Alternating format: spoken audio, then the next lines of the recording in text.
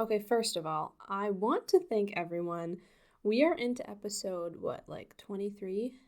I think it's 23. And I almost have 800 downloads. That's close to 1,000 within 2 months. What's crazy is, I know some of my friends and family have listened, but, I didn't know that consistently. And my parents, I don't even know if they know how to download it besides just listen to it, because that's just download. Some people also listen and don't download, so I don't even know all you people. But I thank you. I thank you for it. And if you are listening and I haven't connected with you or found you or whatever, would you consider joining my Facebook group? Then we can hang out and talk and touch base. It is called Christian College Girl Community, Scholarships, and Graduate Debt Free. So again, you can look that up on Facebook, Christian College Girl Community. I'd love to connect. So thank you for actually listening and stuff. Side note, yes, if you download instead of just listening, that does actually help me out, but it's fine, whatever you want to do. Another side note, I have a bajillion side notes to this one. I have a tropical smoothie, green smoothie right here. You're going to hear it. I just sprayed myself. And do you guys like tropical smoothie? This is one of their green smoothies. I like green smoothies. I like the health of it, and a lot of them taste good, but this one doesn't taste the best. My favorite tropical smoothie is the peanut butter one, which probably sounds weird for a smoothie, but it is so good. You need to try it. Anyways, this has nothing to do with what we're talking about. College stuff, college money, college, getting to college. Hey, commuting to college. Did you like my segue? We're talking about how commuting is way better than living on campus. Isn't it? There might be pros and cons, and we need to discuss that. Hey girl, welcome to Money and Mental Peace, a podcast for Christian college girls wanting to graduate debt-free. Do you procrastinate on homework while Googling easy scholarships and money for college because you're drowning in debt and student loans? Afraid you'll never have enough time and motivation to find ways to pay for college when you don't even have enough time to sleep or have a social life? I'm Kara.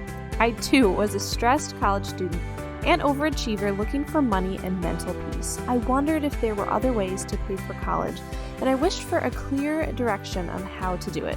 I wanted an easier way to fund college with less anxiety, but I kept telling myself I had no idea what to do, thought I wasn't finishing school fast enough, and thought I would never have enough money. Until some scholarships and rare school hacks got me through debt-free, and I can show you how to do this as well. In this podcast, you'll find mental peace, answers for your future, and enough money to kill it at college. So grab your cold brew and TI-89 and enroll in the most stress-free and debt-free class that you've ever attended. This is Money and Mental Peace. One last point before we discuss that. I want to throw out and say the review of the week. No, it's not the week. It's the review of the day, I guess. So I'm over here on Apple Podcasts, and a more recent one I got was from Aaron Daigle. Actually, yeah, hey Aaron, I know you. He has a YouTube channel, not related to Lauren Daigle, by the way. Never met him in person. Aaron, thank you so much for the review. Heartfelt advice from someone who's lived it and is now here to give it. I wish I had found this podcast before I started college and before I made all the mistakes that Kara helps us to avoid. If you only have time to listen to one podcast, don't waste your time anywhere else. You found it. That is really sweet.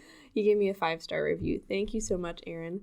I chuckle because I have looked through these in the past, but I hadn't read that one through, so that was really nice. Okay, commuting to college. I have a story about that. I commuted to college.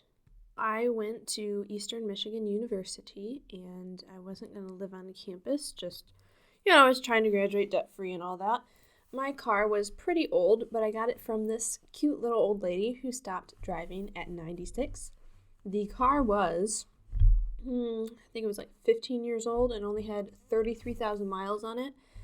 So thank you, God, for small blessings like that, right? Seriously, if you need to go buy a car and want to do all this stuff debt-free, just look around and talk with those like elderly people at your church or just around you. She only drove to church in Kroger. So yeah, and she kept it in a garage. Anyways, I commuted to school. It was maybe like 45 minutes. Sometimes it'd take an hour, but I could get it down to 40 a lot of the time.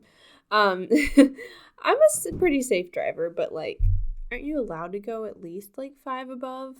Anyways, side note, the issue was the parking garage, like the cost for parking was quite expensive, or at least it seemed like it to me at the time when I was paying for school myself.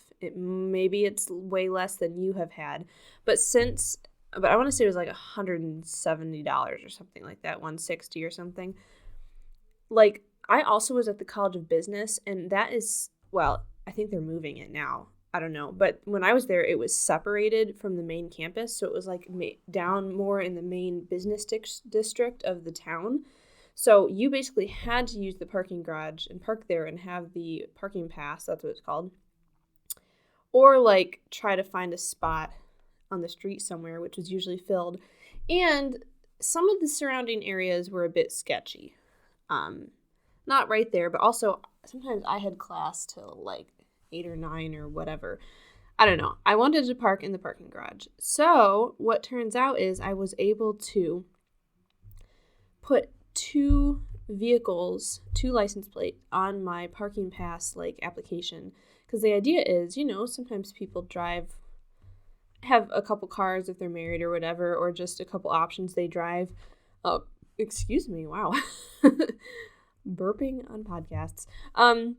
And so me and a friend could pay for it together. Actually, I think I paid for it and she paid me half, and put both of our license plates on there, which was pretty amazing. So we were able to save money on the parking pass, but also on gas and wear and tear of our own car. The positives is there was more safety. It was keeping, our vehicle safe, saving money.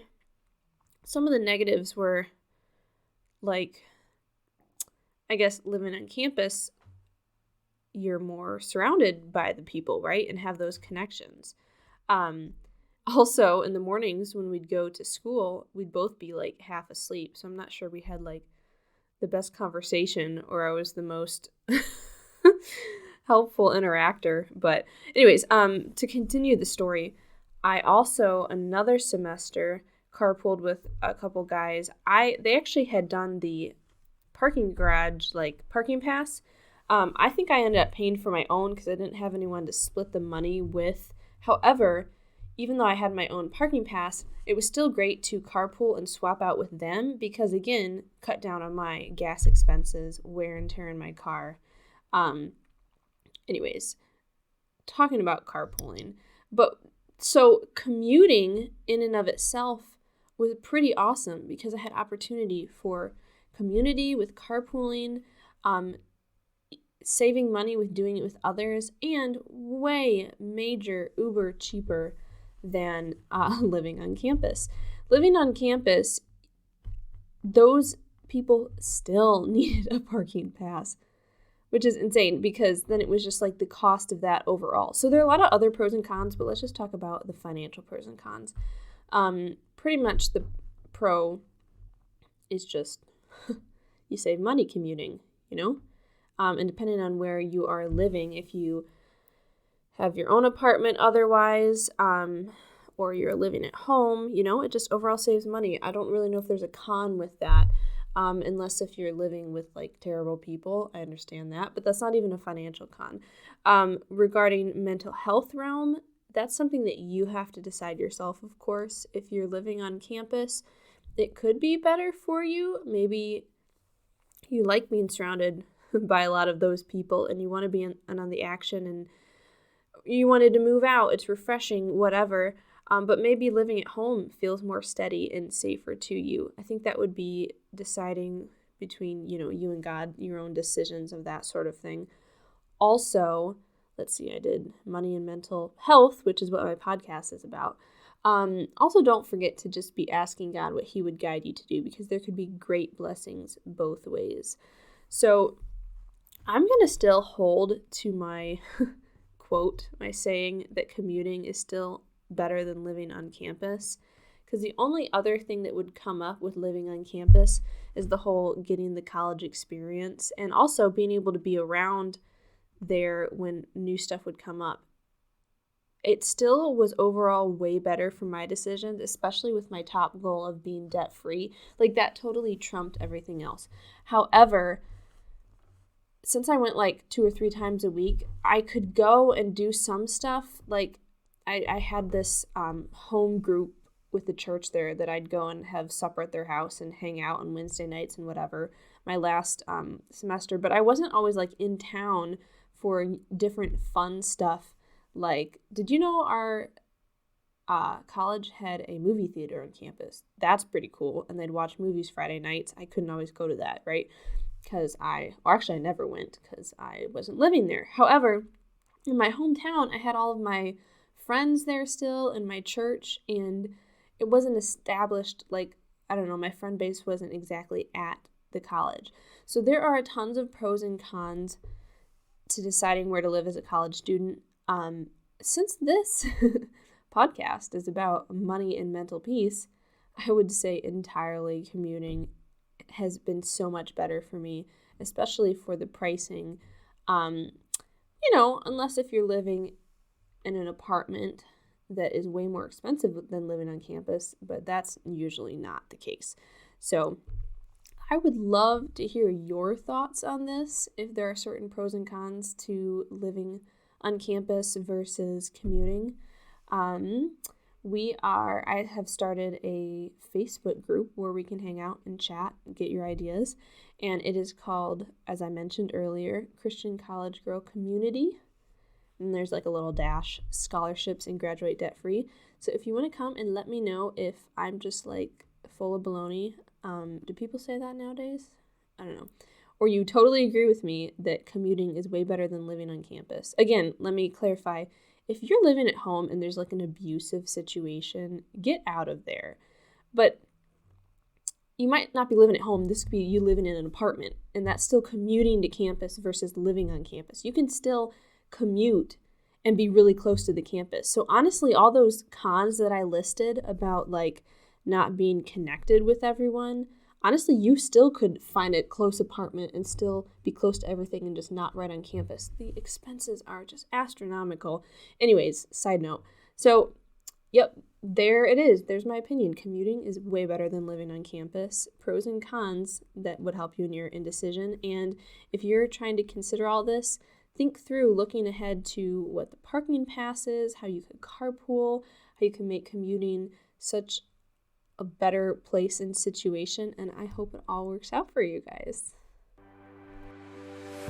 Hey girl. Okay, so before you run off to calculus, if this podcast has brought you any encouragement, would you please write a review on iTunes or take a screenshot, post it in your Insta stories, and tag me. Let's tell the rest of our stressed sisters that more money and peace can be attained outside of the conventional way of doing college.